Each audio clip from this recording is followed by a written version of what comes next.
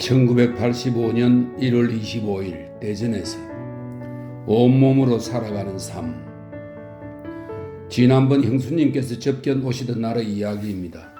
제가 제소자 접견 대기실에서 잠시 기다리고 있을 때 몹시 침울한 표정으로 접견실을 나와 제 옆자리에 맹놓고 앉는 젊은 친구가 있었습니다. 초면이지만 그를 위로할 작정으로 몇 마디 말을 걸었습니다. 이러한 경우에 제가 할 수 있는 위로란 적당한 말 끝에 내가 십수년의 징역을 살았다는 사실을 소개하는 것이 고작인데, 대부분의 당기수들은 십수년의 옥살이에 대하여 놀라운 마음이 되고 그 세월과 자기의 얼마 안 되는 형기를 비교해보며 거기서 약간의 위로를 얻습니다. 세상에는 남의 행복과 비교해서 느끼는 불행이 있는가 하면 남의 불행과 비교해서 얻는 작은 위로도 있기 때문입니다.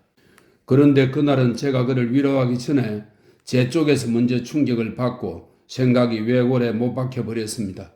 그와 나누었던 대화는 다음과 같이 매우 짧은 몇 마디였습니다. 고생이 많습니다. 누가 오셨어요? 제 처가 왔어요. 무슨 안 좋은 이야기라도 들었습니까? 일 나가나 봐요. 말은 않지만. 그야 먹고 살자면 일 나가야지요. 그런 일이 아니에요. 가버릴 것 같아서 그래요. 형수님은 아마 이 대화에 담긴 의미를 알지 못할 것입니다. 그가 의미하는 일 나간다는 말은 한마디로 몸을 판다는 것을 뜻합니다.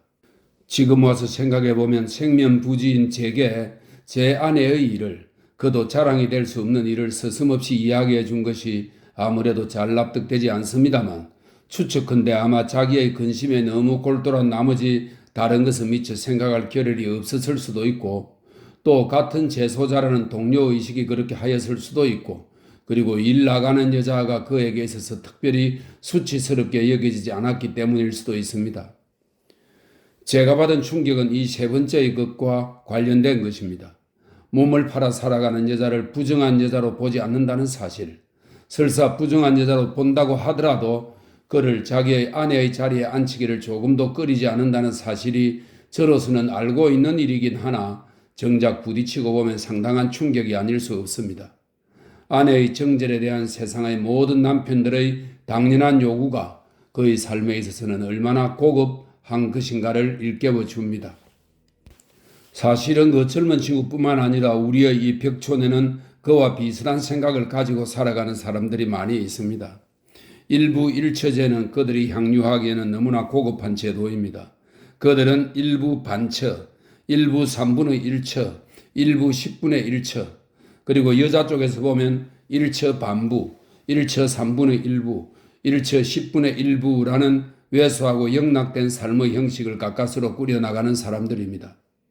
그들은 온건 한 여자를 데리고 살 처지가 못 되는 지아비들이며 아내의 자리 하나 온전히 차지할 수 없는 지엄이들입니다.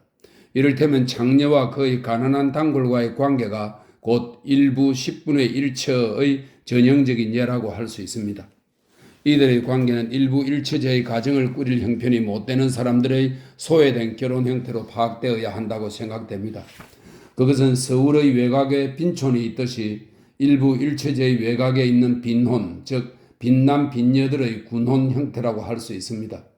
그것을 성도덕의 문란이 만들어낸 윤리적인 차원의 문제로 파악하는 태도는 본말을 전도한 피상적인 것이 아닐 수 없습니다. 남의 집 방 한 칸을 얻어 새들어 사는 사람이 있는가 하면 세상에는 이처럼 아내를 또는 남편을 새들어 사는 그런 삶도 없지 않습니다. 뿐만 아니라 남의 세상에 인생을 새들어 사는 사람들도 있습니다. 이러한 사람들은 아내나 남편을 새들어 사는 사람들보다 더욱 불행합니다. 징역 사는 사람들 중에는 징역 산 횟수가 물론 여러 번에 나누어 산 것이지만 도합 10년이 넘는 사람이 허다합니다. 이러한 사람들은 저도 그 중에 하나이지만 어린 시절을 제하고 나면 징역 산 횟수가 사회에서 산 횟수와 맞먹거나 그 이상입니다. 이들에게는 사회가 오히려 타향이고 객지입니다. 이러한 인생이 이른바 남의 세상에 새들어 사는 인생이라 할 수 있습니다. 세가, 세부, 세처, 세생. 이는 삶의 가장 참혹한 형태라 하겠습니다. 이러한 삶은 우리들로 하여금 산다는 것은 무엇인가, 그처럼 참혹한 삶을 지탱해 주는 것은 무엇인가 하는 의문을 불러일으킵니다. 그런데 이상한 것은 이러한 사람들의 삶이 그 비극적 흔적을 좀처럼 표면에 드러내지 않는다는 사실입니다. 그것은 아마 그 한복판에 있는 저의 감성이 무뎌졌기 때문이기도 하겠지만 그보다는 그들 자신이 그 왜소한 삶에 기울이는 그들 나름의 노고와 진실 때문이 아닌가 합니다. 온몸으로 살아가는 삶은 비록 도덕적으로 타락한 측면이 있다고 하더라도 그것이 그 진실성을 훼손하지는 못하기 때문인가 봅니다. 그날 접견장에서 만난 젊은 친구의 표정에서 제가 읽은 것만 하더라도 그것은 아내의 옥바라지를 염두에 둔 타산의 흔적이 아니라 비록 3분의 1, 10분의 1의 아내이지만 아내의 온건자리 하나 고스란히 남겨두려는 그의 고뇌와 진실이었습니다. 지금도 고뇌에 찬 그의 얼굴이 떠오를 때마다 가슴에 사무치는 생각은 같은 시대, 같은 세상을 사는 사람들로 하여금 이처럼 판이한 사고와 윤리관을 갖게 하는 것은 도대체 무엇이며 그것은 또 얼마나 끔찍한 것인가 하는 몸서리입니다. 그리고 그들에 비하면 저희 윤리의식은 얼마나 공허하며 사치스러운 것인가 하는 참교의 염입니다. 그리고 3분의 1의 아내로서든 10분의 1의 아내로서든 그가 출소할 때까지 그 옆에 남아있어 주기를 바라는 저희 작은 바람입니다. 1985년 5월 29일 대전에서 저 혼자만 쓰고 있는 우산. 남을 도울 힘이 없으면서 남의 고정을 듣는다는 것은 매우 마음 아픈 일입니다. 그것은 단지 마음 아픔에 그치지 않고 무슨 경우에 어긋난 일을 하고 있다는 느낌을 갖게 합니다. 돕는다는 것은 우산을 들어주는 것이 아니라 함께 비를 맞는 것임을 모르지 않습니다만 빈손으로 앉아 다만 귀를 크게 갖는다는 것이 과연 비를 함께 하는 것인지 그리고 그에게 도대체 무슨 소용이 있는지 의심스럽지 않을 수 없습니다. 오래전의 이야기입니다만 출소를 하루 앞두고 제게 일자리 하나 주선해 주기를 부탁하던 젊은 친구에 관한 아픈 기억이 있습니다. 저에게는 그가 생각하는 그런 동창 선후배가 이미 존재하지 않았습니다. 제게는 바로 그와 같은 밑바닥 인생들 밖에 친구가 없었습니다. 사람은 그 친구가 바뀜으로써 최종적으로 바뀌는 것이라면 저는 이미 그가 생각하는 그러한 세계의 사람이 아닌지도 모릅니다. 망설임 끝에 겨우 입을 뗀 부탁이라 더욱 송구스러워하는 그와 마주 앉아서 저는 그날 밤 갈 곳 없는 그를 위하여 동창 선후배들의 위치에 제가 있었더라면 하는 감상에 적기도 하였습니다. 그러나 이러한 감상에서 금방 제 자신을 견뎌낸 것은 만약 제가 그러한 위치에 있었더라면 그와의 만남이 아예 존재할 수 없었다는 분명한 깨달음이었습니다. 도울 능력은 있으되 만남이 없는 관계와 만남이 있으되 도울 힘이 없는 관계에 대하여 그날 밤 늦도록 우리가 나누었던 이야기의 의미에 관하여 그가 어떻게 받아들였는지 전혀 알 수 없었습니다만 그때의 아픈 기억만은 지금도 선명하게 남아 있습니다. 저희 무위무탁한 동료들이나 이제 직력을 시작하는 젊은 무기수들과 이야기를 나눌 때마다 그때의 기억이 되살아나면서 도울 힘이 없으면서 남의 어려움을 듣는 일의 어려움을 절감하고 있습니다. 다만 한 가지 바라는 것이 있다면 그것은 고정에 자주 접하게 됨으로써 아픔이 둔감해지는 대신에 그것이 고정의 원인을 깊이 천착에 들어갈 수 있는 확실한 조건이 되어주길 바라는 것입니다. 그리고 그것이 저 혼자만 쓰고 있는 우산은 없는가를 끊임없이 돌이켜보는 엄한 자기 성찰의 계기가 되길 바랄 뿐입니다. 시인 몇 사람은 저의 길러 내어 섬직한 구봉산의 9 연봉이 초하의 반공을 우뚝우뚝 달리고 있습니다. 하도 장성, 여름은 산이 크는 계절, 산이 달리는 계절인가 봅니다. 그리고 5월의 산은 단지 저 혼자 크고 저 혼자 달리는 것이 아니라 멀리서 그를 바라보는 이곳에 갇혀있는 수많은 사람들의 마음도 함께 키워주고 달리게 합니다. 1985년 8월 14일 대전에서 꿀은 삶. 자동차가 점점 대전에 가까워질수록 형님도 저도 말수가 점점 줄어들었습니다. 한동안은 이것저것 화제를 찾아내어 애써 무얼 덮어보려 했습니다만 결국 씁쓸히 웃으며 잡잡한 마음을 수긍하고야 말았습니다. 잠시 일찍 계단에서 떠나보내시던 형수님과 개수님의 굳은 표정도 아마 이 잡잡함을 미리 읽었기 때문이었던가 봅니다. 여러 사람들을 내내 서 있게 했던 저희 일주일 동안 가장 가까운 자리에서 가장 많은 시간을 시종해 주신 형수님의 수고에 감사드립니다. 제가 가족들에게 뿌리고 온 것이 기쁨인지 아픔인지, 바깥이 좁은지 안이 넓은지, 손가락이 차가운지 얼음이 차가운지, 아직은 쏟아지는 잠, 어수선한 꿈자리가 분별을 흐리게 하고 있습니다.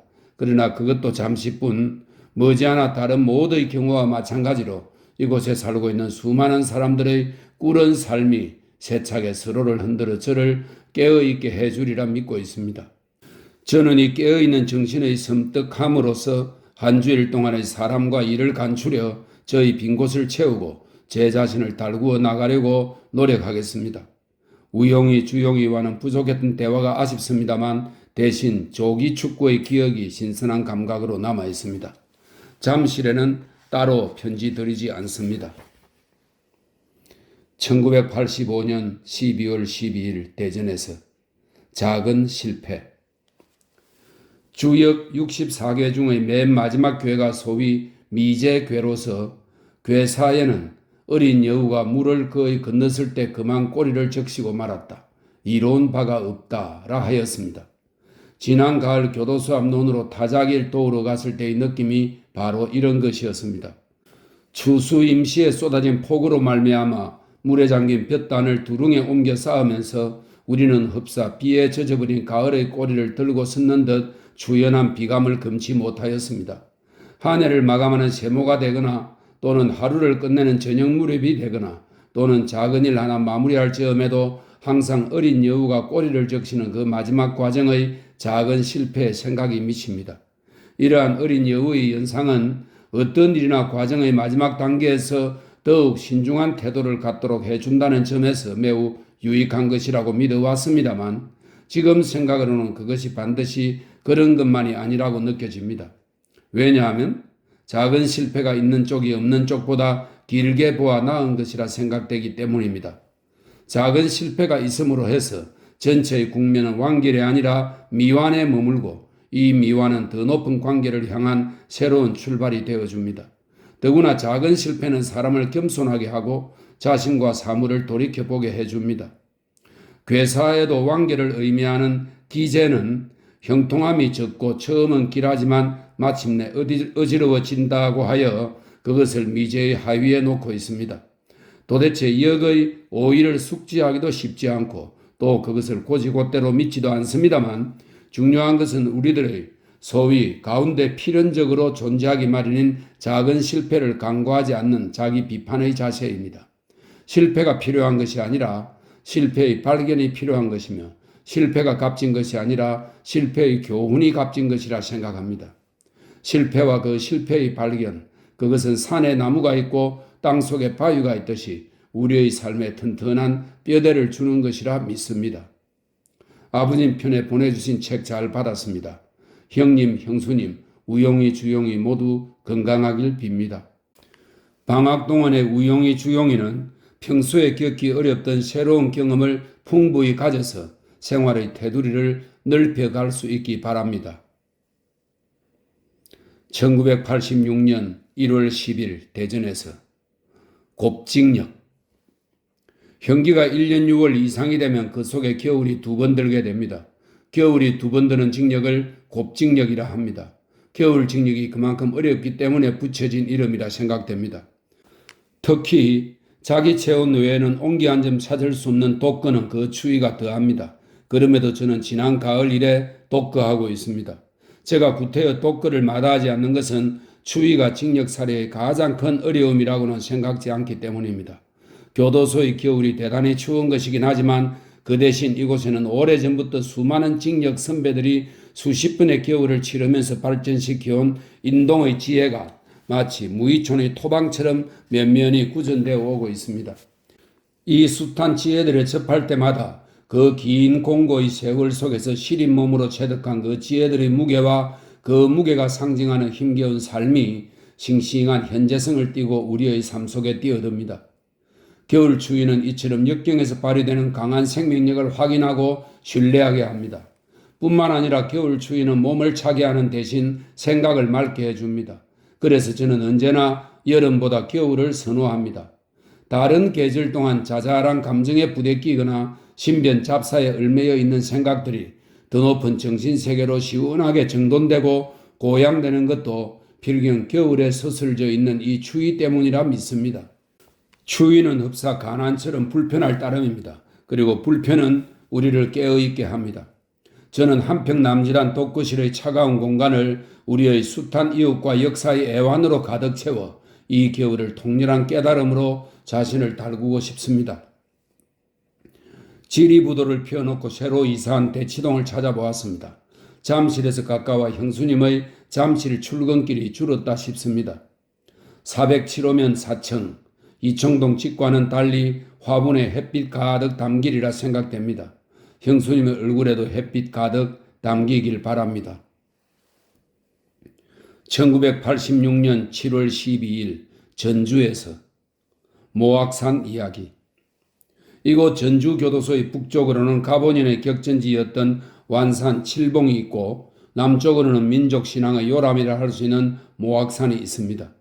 모악산은 해발 794m의 그리 높은 산은 아니지만 팔을 벌린 듯 동수로 뻗은 긴 능선은 완주군과 김제군을 갈라놓고 있습니다.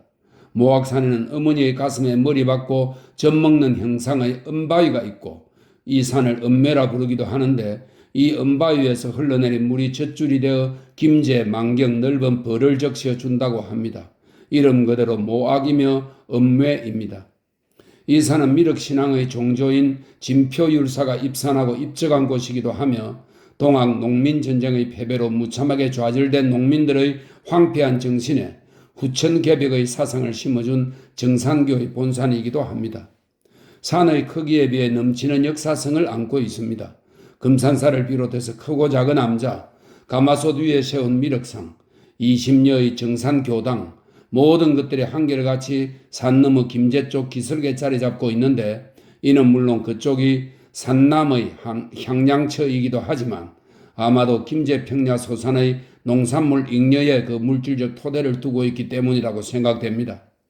미륵의 현실은 물론이고 천기와 비기, 정토와 용화와 계백의 사상은 넓은 대지에 허리 구부리고 힘겹게 살아가는 농민들의 예지의 창조물이면서 동시에 그들 위해 군림해온 상전이었다고 생각됩니다. 지금은 모악산 산정에 통신중개소의 첨탑이 무엄하게 하늘을 찌르고 있어 그것을 바라보는 사람들로 하여금 은바위의 젖줄을 근심하게 하고 노인과 안위자들만이 남아서 지키는 농사를 걱정하게 합니다. 하루 이틀 걸러 어김없이 볕이 드는 장마이기 때문에 운동시간도 덜 잃고 젖은 빨래 간수하는 수고도 별로 없는 셈입니다. 오히려 물 머금은 살림에 빛나는 양광은 우리의 정신을 정안하게 벼러줍니다. 지난번 가족 좌담회 이후 그 푸짐한 접견물로 하여 형수님 대신 제가 여러 사람들로부터 인사받고 있습니다. 우용이 주용이 학과의 짐 시원하게 벗어놓을 방학 함께 기뻐합니다. 아버님 하스와 아버님 편에 보내주신 책 잘 받았습니다. 잠실에 따로 편지 드리지 않았습니다. 형수님의 건강을 빕니다. 1986년 10월 16일 전주에서 끝나지 않은 죽음. 교도소 뒷산의 공동묘지도 예외는 아니어서 쾌청했던 추석 양일간에는 성묘인들의 발길이 끊이지 않았습니다. 명절 비임으로 곱게 차려입은 꼬마들이 한몫 톡톡이 거두는 성묘 풍경은 1년 내내 그렇게도 적막하던 이 산기슭을 환하게 꽃피워 놓습니다. 창가에 붙어서서 바라보고 있는 우리들의 마음까지 마치 접견이나 맞은 듯 흐뭇하게 해줍니다. 성묘는 대부분이 가족 단위를 기본으로 하고 거기서 몇 사람을 더하고 덜하는 5, 6명 규모였지만 그 중에는 단 한 사람이 찾아오는 묘가 있는가 하면 10여 명이 넘는 자손들이 길게 늘어서서 절하는 묘도 있습니다.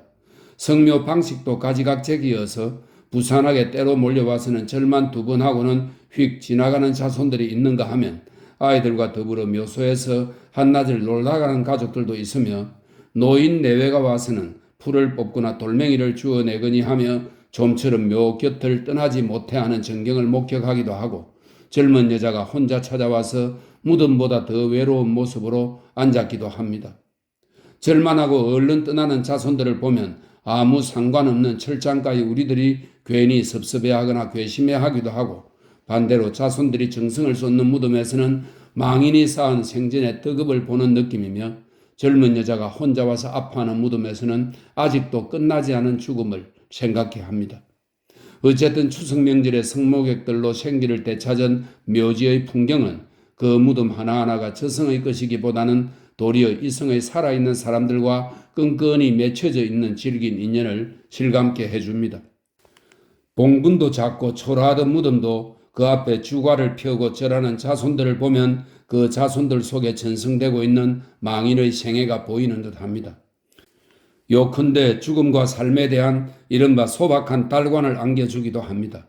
이번 추석에 창가의 우리들을 가장 서운하게 한 이야기를 소개하지 않을 수 없습니다. 그것은 교도소 동편 밤머리에 탄생된 지 얼마 안 되는 무덤에 관한 이야기인데, 사연인즉 이 무덤에는 아기 둘을 데린 젊은 여자가 근 2년 가까이 한 달에도 몇 번씩 찾아와서 몇 시간씩 앉았다 가곤 했다는데, 금년 들어 차츰 발길이 뜸해지더니 결국 이번 추석에 성묘를 오지 않고 말았다는 것입니다. 모두들 걔가 한 것이 틀림없다고, 또 걔가 한 것이 잘한 일이라고 하면서도 속으로는 그이가 몹시 서운해하는 눈치들입니다. 특히 바깥에 젊은 처자식을 둔 사람일수록 서운함을 금치 못하는 것 같았습니다. 죽은 사람은 죽은 사람이고 산 사람은 산 사람이지. 시대가 어느 시대인데 걔가 100번 잘한 일이여. 그러나 속마음은 모두들 서운해하는 것도 사실이고 밤머리의 무덤이 더욱 쓸쓸해 보이는 것도 사실입니다. 지금은 추석 지난 지도 오래여서 묘소를 찾는 사람이 전혀 없기 때문에 성묘를 받는 묘나 받지 못하는 묘나 쓸쓸하기는 매일 일반입니다. 만추, 귀뚜라미도 가고 난 지금은 겨울이 가까워도 가을을 가을만으로 느끼게 되지 않습니다. 책 읽기도 좋고 잠자기도 좋고 일하기도 운동하기도 빨래하기도 아직은 좋은 때입니다. 우용이 주용이 그리고 특히 형수님의 건강을 빕니다. 1986년 세모에 전주에서 우용 주용에게 기쁜 새해를. 1987년은 토끼해. 사나운 호랑이해가 가고 다정한 토끼해가 왔다. 비둘기가 하늘의 평화라면 토끼는 땅의 평화이다. 평화의 상징인 토끼해의 이 땅에도 평화와 사랑과 만남과 용서와 화해와 전진의 기쁨이 충만하길 빈다. 우용이와 주용이에게도 그러한 기쁨이 충만한 해가 되길 빈다. 1987년 2월 11일 전주에서 바람도 봄, 햇볕도 봄. 바람도 봄, 햇볕도 봄. 봄이 가장 더딘 교도소에도 봄 기운이 완연합니다. 덜 스웨터 벗어서 세탁하는 사람이 많습니다. 저는 어느 편이냐 하면 계속 껴입고 있는 축입니다. 겨울은 순순히 물러가는 법이 없이 한두 번은 반드시 되돌아와서는 해코지하고야 말기 때문입니다. 이달 중으로 서화반 거실 작업이 허가됩니다. 금년 가을까지 거실에서 생활하게 됩니다. 그동안의 공장 생활은 3개월여의 짧은 기간이었습니다만 그것은 제게 부딪혀온 많은 동료들의 체온이 저희 가슴을 생생하게 살려놓은 뿌듯한 것이었습니다. 이 석두야, 보게또 구찌가 5인치 반이면 손이 들어가겠어? 이 사람 고시가 40이라고. 형님도 참말로 모르는구만. 일 않고 노는 사람 손 크간디요? 덩치만 오살나게 크갖고 손 좀만한 사람 얼마든지 있다고요? 명욱이 누이 동생한테 써온 편지 한 구절. 오빠, 미안하다는 말밖에 할 말이 없어. 엄마한테는 돈 2만 원 받았다고 답장해줘. 꼭 부탁이야. 다음에 꼭 갚아줄게. 미안해. 목공장에서 고양이 잡아먹었대. 징그런 놈들. 세면대에다 볶았는데 양도 솔찬고 맛도 괜찮은 게 비어. 상일이 손가락에 진함철 붙는 거 보고 요술인 줄 알았지. 철공장 댕길 때 파편 박혀 있는 줄 모르고. 점검, 3조 가위 가져간 사람, 사약 신청, 배식 준비, 보안 개장 순시, 난로가 신발 임자, 운동 준비, 불교 성가대 교회. 오늘 하루 동안만도 숱한 사람들의 별의별 목소리와 갖가지 일들로 공장을 가득 채우고도 남습니다. 사람과의 관계, 사람들과의 사업이야말로 자기 자신을 가다듬을 수 있는 최고의 교실이라 생각됩니다. 모악산의 잔설도 비가 녹아 사라지고 이제 그 넉넉한 팔을 벌려 다가오는 봄을 맞으려 하고 있습니다. 형수님의 건강과 간해의 춘풍 화기를 빕니다. 1987년 7월 6일 전주에서 머슴새의 꾸짖음. 새장 속에 거울을 넣어주면 새가 더 오래 산다고 합니다. 한 번도 옥담함으로 날아든 적 없어 다만 그 지죽임만으로 친한 사이지만 여름나무의 무성한 새소리는 큼직한 옥중 거울입니다. 그러나 무새소리 가운데 유독 머슴새소리는 거울의 환영이 아닌 회초리 같은 통렬함을 안겨주는 듯합니다. 꾀꼬리 소리는 너무 고와서 귀 간지럽고 뻐꾸기 소리는 구성져 산을 깊게 만들지만 한물간 푸념인데 오직 머슴새 소리만은 다른 새소리 듣듯 한가롭게 앉아서 맞을 수 없게 합니다. 단숨에 30-40번 그리고 숨 돌릴 새도 없이 또 그렇게 우짓기를 걷어봐야 5분 길게는 무려 7-8분 동안 줄기차게 소리칩니다. 늦저녁과 신새벽을 골라 언제나 어둠 속에서만 우짖는 머슴새 소리는 흡사 창문을 깨뜨릴 듯 우리들의 잠을 두들겨 깨우듯 당당하고 거침이 없습니다. 혹은 머슴이 들판에서 소 꾸짖는 소리라고도 하고 혹은 주인한테 맞아 죽은 머슴 혼백이 주인 꾸짖는 소리라고도 하는데 어쨌든 머슴새는 분명 누구를 당당하게 꾸짖고 있음에 틀림없습니다. 후닥닥 무릎 꽂지 않게 하는 꾸중이고 채찍임에 틀림없습니다. 물을 거울로 사용하던 옛날부터의 이야기입니다만 무감어수라 하여 물에다 얼굴을 비추보지 말라는 검언이 있습니다. 이는 외모나 말이나 현재를 보지 말고 외모 속의 실체와 말 이후의 실천과 현재가 잉태하고 있는 미래를 직시하라는 뜻이며 그도 그 시대의 역사적 당위에 중과하여 비춰봐야 한다는 뜻이라 믿습니다. 꾀꼬리 뻐꾸기가 전자의 정한을 노래하는 것이라면 머슴새는 후자의 그 변혁의 실상을 깨우쳐주는 거울이라 생각됩니다. 육칠을 뜨거운 열기와 수많은 동료들의 참담한 고뇌를 제껴두고 한가로이 새소리나 젓고 있자니 금방이라도 머슴새의 꾸짖음 소리가 들려올 듯합니다. 갑오 녹두새의 채찍 같은 꾸짖음 소리 날아올 듯합니다. 아버님 어머님을 비롯해서 형님 형수님 우용이 주용이 모두 평안하리라 믿습니다. 더위와 비를 함께 앞두고 있는 7-8월 성장을 기원합니다. 1987년 8월 10일 전주에서 맏며느리 보내주신 서한 잘 받았습니다. 형수님의 손 기다리는 일들도 많고 헝클어진 일 못 본 채 못하시는 형수님의 단정함으로 해서 더욱 부대끼고 심노해하시는 모습 눈에 선합니다. 옛날부터 맏며느리 몸이 열이라도 모자란다고 합니다. 지금 세상에도 맏며느리나 시어머니로서의 여성이 차지했던 그 당당한 지위와 역할에 비견할 만한 여성의 사회적 직책을 찾아보기 어렵다던 말이 생각납니다.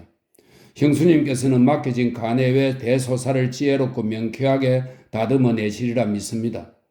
삼저호재라는 푸짐한 소문과는 아무런 인연 없이 내수 중소기업이라는 우리 경제의 가장 어려운 자리를 지키고 계시는 형님의 고충, 다는 아니더라도 대충은 짐작이 됩니다. 힘든 자리 훌쩍 떠나지 않는 고집이 곧 형님의 사회적 양심과 용기의 바탕을 이루고 있는 것임을 압니다. 방학이라고 책가방 내려놓지 못하는 것이나 아닌지 우용이 주용이 여름방학도 궁금합니다. 제게는 도회지의 아이들이 어떤 방학을 보내는지 아는 바가 없습니다. 다만 지난번 귀휴 때 학교 운동장 구석에서 우용이 주용이와 공차던 기억이 지금도 흐뭇합니다. 시골 고향에 할아버님 댁이 있었더라면 우용이 주용이의 방학이 훨씬 더 풍성하고 생기 있는 것이 될 텐데 고향에서 뿌리 뽑힌 도회지의 삶이 어린이의 방학을 통해서도 다시 한번 그 삭막한 모습의 일부를 드러내는 것 같습니다. 이곳의 저희들은 말복마저 보내놓고 이제 느긋하게 가을 생각으로 잔서를 벗하고 있습니다. 서울 집안 소식 잘 듣고 있습니다. 접견은 특별한 일이 없는 한 훨씬 뒤로 미루는 게 좋겠습니다. 그동안이라도 가족 좌담회 가능하다면 연락드리겠습니다. 1987년 9월 17일 전주에서 장인영감 대접. 참 비 많이 내렸습니다. 호우, 폭우, 폭풍, 태풍. 여름 내에 세차게 쏟아진 비는 교도소의 찌든 흙을 깨끗이 씻어 놓았습니다. 본연의 풋풋한 흙내와 생기가 싱그럽습니다. 빗줄기로 드러난 잔돌, 물길에 베인 흙고랑, 그새 자라난 쇠비름, 가라지, 땅강아지, 백부장들은 이곳이 옥담 속에 갇히기 전의 모습을 보여줍니다. 햇빛과 바람이 자유롭게 논일고 이름 없는 잡초들도 뽑히지 않고 무성하게 살아가던 옛날 언덕의 시절을 보여줍니다. 바람과 비 다 보내고 나니 어느새 가을입니다. 담요 빨래도 해야지, 수나 교육도 받아야지, 맡은 글씨도 써야지, 더위 핑계로 미루는 일글거리도 많지. 원체 짧은 옥중의 가을이 여름 뒤치다거리와 겨울 앞채비로 나머지가 없습니다. 징역살이처럼 왜소한 삶도 그것을 영위하기 위한 일거리가 적지 않습니다. 한때 저한테 대학 다니는 굉장히 예쁜 딸이 있다는 소문이 났습니다. 제가 구속되자 웬 젊은 여자가 어린 아기를 안고 와서 말없이 울기만 하다가 아기를 두고 갔다던가 그 아기가 할머니 밑에서 자라서 지금은 대학에 다니고 있다는 제법 그럴듯한 내용입니다.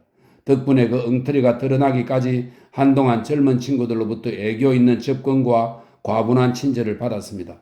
흐뭇하면서도 섭섭한 일입니다. 제가 구속될 때의 나이 또래인 젊은 친구들로부터 장인영감 대접이라니 돌이켜보면 세월이 많이 흘렀습니다. 나무 없는 미도 아파트. 그래도 가을은 올 테지요. 어떤 색깔인지 궁금하기는 합니다. 1987년 12월 16일 전주에서 떡신자. 크리스마스가 가까워 오면 기독교, 천주교 신자가 늘고 초파일이 가까워 오면 불교 신자가 늡니다. 그 외에 떡이나 위문품이 곁들여진 종교 집회가 있는 날이면 어김없이 신자 수가 부쩍 늘어납니다. 보통 때는 신자가 아니다가 이런 특별한 때에만 집회에 나오는 신자를 떡신자 또는 기천불, 종합신자라 부릅니다. 저도 떡신자의 경험이 적지 않습니다. 지난번에는 떡 가지고 온다는 소문 듣고 기독교 집회에 참석했다가 허탕치고 돌아온 적이 있습니다. 신자도 아니면서 떡을 위해 참석한다는 것이 사실 상당히 쪽팔리는 일임에 틀림없습니다. 그럼에도 불구하고 그런 자리에 가끔 끼이는 까닭은 물론 떡도 떡이지만 제 나름의 이유가 없지 않습니다. 떡 한 봉지 받자고 청하지도 않는 자리에 끼어든다는 것이 어지간히 징역 때묻은 소행이 아닐 수 없지만 그곳에는 떡신자끼리만 나눌 수 있는 걸직한 공감이 있기 때문입니다. 징역 때 묻었다는 것은 징역을 오래 살거나 자주 살아서 비위 좋고 염치 없다는 뜻으로 통합니다. 그러나 한편으로는 알량한 체면이나 구차스러운 변명 따위 코에 걸지 않는다는 솔직함을 뜻하기도 합니다. 그리고 떡신자끼리의 공감이란 것도 무슨 가치 공감일 리도 없습니다. 그저 동류라는 편안함입니다. 그런 때묻고 하찮은 공감에 불과하지만 삭막한 징역사례에서 이것은 여간 마음 훈훈한 것이 아닙니다. 자기와 처지가 비슷한 사람을 발견한다는 것은 그 자체가 기쁨이고 안도감입니다. 밥처럼 믿음직하고 떡처럼 반가운 것입니다. 헌옷 걸치고 양지 쪽에 앉아있는 편안함입니다. 어쨌든 떡신자들의 가장 큰 특징은 한마디로 제사보다 제밥에 생각이 있다는 사실입니다. 설교라든가 미사, 설법 등에는 처음부터 마음이 없고 참 신자들의 눈총을 받아가면서도 교회당 무대 한쪽 가생이에 쟁여놓은 보루박스의 높이에 줄창 신경을 쓰거나 외부에서 온 여신도들을 헐끔거리기 일쑤입니다. 한 가지 확실한 사실은 떡신자들은 서로 얼굴만 보아도 알아차린다는 사실입니다. 어떤 때는 모르는 사이이면서도 멋쩍어 미소까지 교환합니다. 서로가 들킨 셈이면서도 마음 흐뭇해합니다. 집회 끝나고 한 줄로 서서 출구를 빠져나오면서 떡봉지 하나씩 받아들면 사실 이때가 가장 쪽팔리는 순간이긴 하지만 이 보리밥촌에서 떡 한 봉지가 어디냐? 마치 처자식 벌어다 먹이기나 하듯 남의 눈치 아랑곳 없이 연잎 뜬 듯 얼굴 들고 걸어 나옵니다. 목사는 뭐 지돈길에서 사오남? 아무렴 살아야 명인께 먹어야 복인께. 벽에 12월 달력 한 장, 그도 반밖에 남지 않았습니다. 그 반밖에 남지 않은 날들에 담긴 무게는 실로 육중하기 거지없습니다. 한 시대를 획하는 역사적인 날들입니다. 옥중에 앉아 이를 맞는 저희들의 심정도 결코 범상한 것일 수 없습니다만 역사의 대하에 낚시들여온 태공의 유장함을 아울러 간직하려 합니다. 오늘은 임시공휴일, 형수님을 비롯하여 온 가족의 소망과 긴장이 눈에 선하여 편지드립니다. 1987년 12월 24일 전주에서 해는 내일 또 떠오르리. 완산 칠봉 바라볼 때마다 전주성 밀고 들어가던 농군들의 함성들이 땅을 울리며 가슴 한복판으로 달려왔었는데 금년 세모의 완산 칠봉에는 전주 화약 믿고 뿔뿔이 돌아가는 농꾼들의 여물지 못한 뒷모습 보입니다. 곰나루 우금체의 처절한 패배도 보입니다. 그러나 우리는 다시 봅니다. 강물은 끊임없이 흐르고 해는 내일 또다시 떠오른다는 믿음직한 진리를 우리는 다시 봅니다. 새해를 기원합니다. 네, 이렇게 해서 형수님에게 보내는 편지 모두 읽었습니다.